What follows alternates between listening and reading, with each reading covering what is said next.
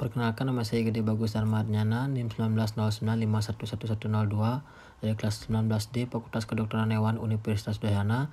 Saya di sini akan membawakan materi tentang anestesi umum.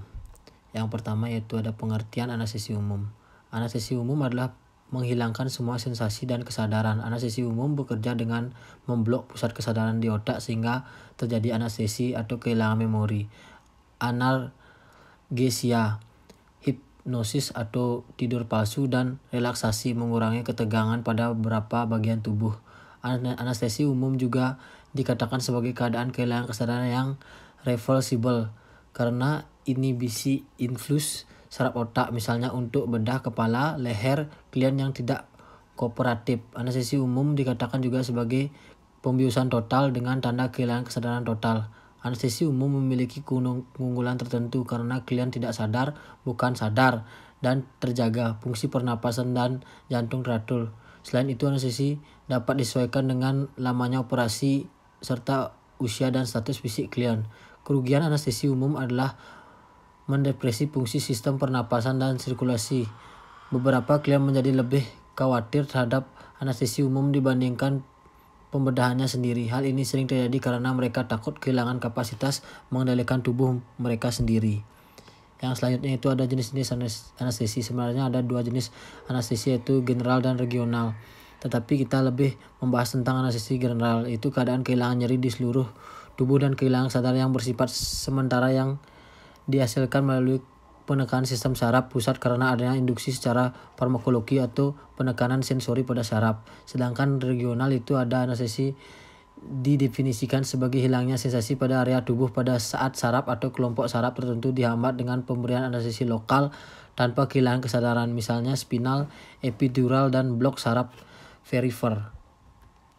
Nah, tahap-tahapan anestesi itu ada 4. Menurut Maryuni pada tahun 2015, berdasarkan kedalamannya, anestesi umum dibagi menjadi 4 stadium, yaitu stadium 1, 2, 3, dan 4. Stadium 1 yaitu disebut sebagai stadium relaksasi atau stadium analgesia, mulai dari awal pemberian anestesi sampai dengan mulai kehilangan kesadaran. Mulai klien sadar dan kehilangan kesadaran secara bertahap. Tanda-tanda stadium ini seperti ukuran pupil masih seperti biasa, refleks pupil masih kuat, pernapasannya tidak teratur tetapi masih normal, nadi tidak teratur, sedangkan tekanan darah tidak berubah.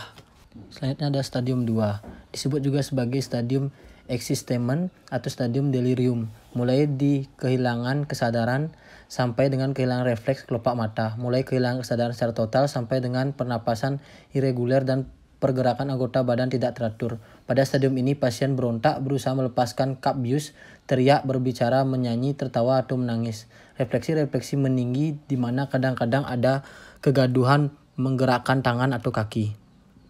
Stadium 3 disebut sebagai stadium anestesi pembedahan atau operasi stadium, mulai dari kehilangan refleks kelopak mata sampai dengan berhentinya usaha napas, ditandai dengan pasien tidak sadar, otot-otot rileks, relaksasi rahang, respirasi teratur, penurunan peradangan, dan sensasi nyeri. Pada stadium ini telah tercapai mati rasa sempurna, semua refleks permukaan hilang tetapi refleks vital seperti denyut jantung dan pernapasan seperti biasa. Ukuran pupil mulai mengecil, tidak bergerak bila diberi cahaya, dan refleks bola mata tidak ada. Walaupun bulu mata atau kornea mata disentuh, pernapasan teratur dan dalam denyut nadi agak lambat tetapi mantap dan tekanan darah normal.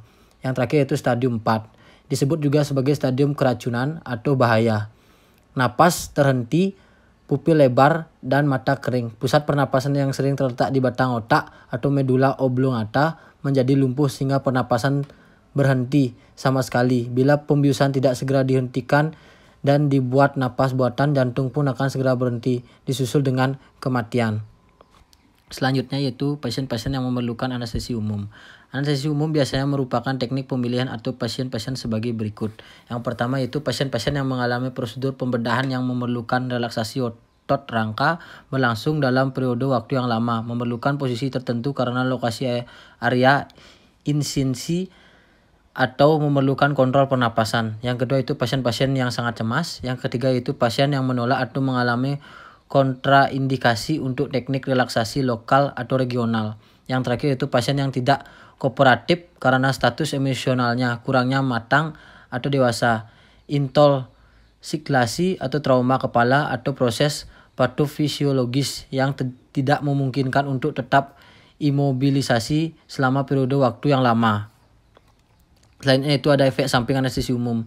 Menurut Maryuni pada tahun 2015 terdapat beberapa efek samping anestesi umum sebagai berikut. Yang pertama itu efek samping pasca operasi meliputi mual, muntah, dan otot pegal. Yang ketiga itu efek samping ini biasanya berlangsung singkat dan bisa diobati. Namun juga terjadi komplikasi yang lebih serius seperti serangan jantung, kerusakan ginjal, dan stroke, tetapi sangat jarang terjadi. Mungkin itu yang dapat saya jelaskan untuk materi anestesi umum. Saya ucapkan terima kasih.